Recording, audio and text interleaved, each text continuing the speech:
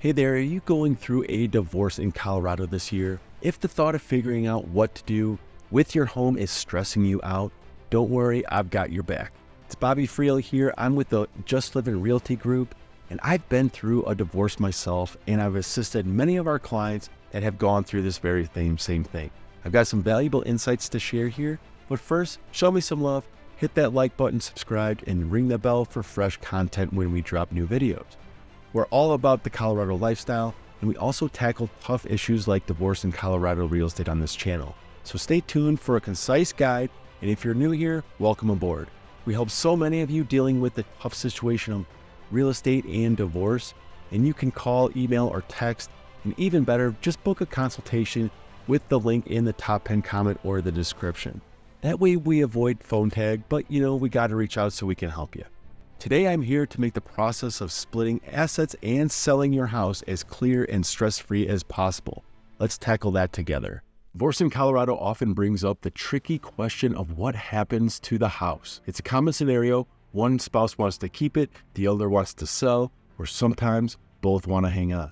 So who gets the house in the end? Well, it's not a straightforward answer because every divorce is unique, and it depends on the couple's decisions. Usually assets, including the house, need to be split or sold. Here are 4 options for dealing with the marital home. Split large assets. If there are multiple significant assets like a family house and a vacation home, it's recommended to split them, ensuring that each party gets a fair share. If there's only one house, the other spouse might opt for different assets like cars, stocks, or art collections. It's a less stressful option than selling the property during a divorce. Co-own the house. If the divorcing couple is on good terms, co-owning the house is an option.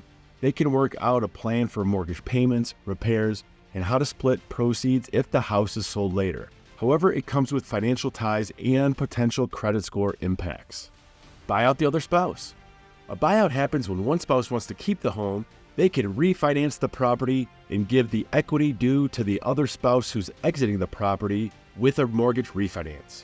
The amount depends on factors like income, the house's value, and contributions to the property. This suits couples with kids in the area or when selling isn't the ideal timing at the moment.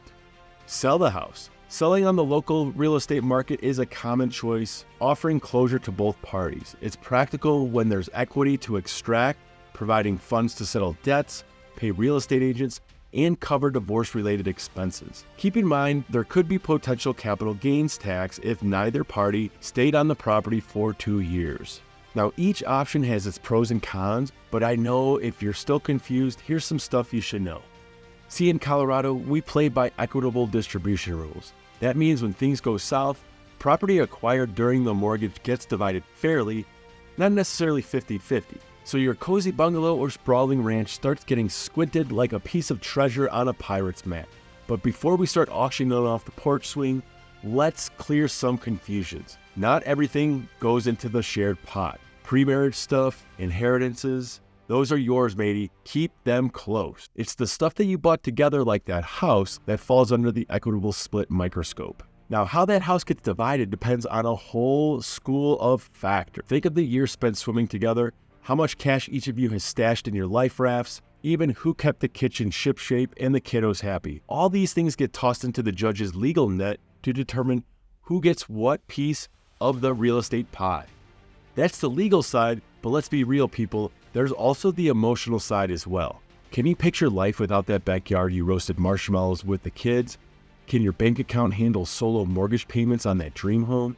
These are tough questions you gotta dive into for yourself, and they might even change your course altogether. Look, this whole divorce thing is a storm, and your house can be the anchor or the life raft, depending on what you need. That's why having a seasoned sailor by your side like me can be a lifesaver. I know the Colorado waters, the legal currents, and the market tides. I can help you figure out if selling the house is the smoothest sail or if keeping it afloat is a better option. If a move is on your mind, the Just Living Realty Group is your go-to partner. Reach out via text, call, or email. We're just a message away. But for a quick start, skip the phone tag and click the link in the description or the top pinned comment to schedule a free consultation.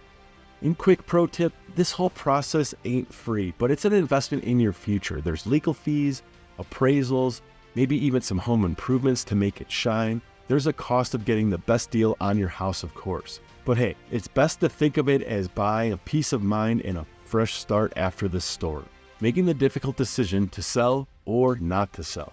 So the house is on the table, you're staring at it like a half-eaten birthday cake, wondering who's going to get the bigger slice. Should I sell it? Should we keep it? It's a decision that can leave you feeling like you're caught between a rock and a hard place. You're unsure where to land. Let's get into the financial shallows first. Can you both weather the mortgage storm alone? Can one of you buy the other out? Remember, keeping the house means double bills, double maintenance, and double the emotional baggage. Selling it might be the smarter financial move, freeing you up to build new nests. But money obviously isn't everything. There's memories glued to every corner of the house. Can you face selling the porch swing where you first said I love you? Sometimes the emotional cost of parting with a home outweighs the financial gain.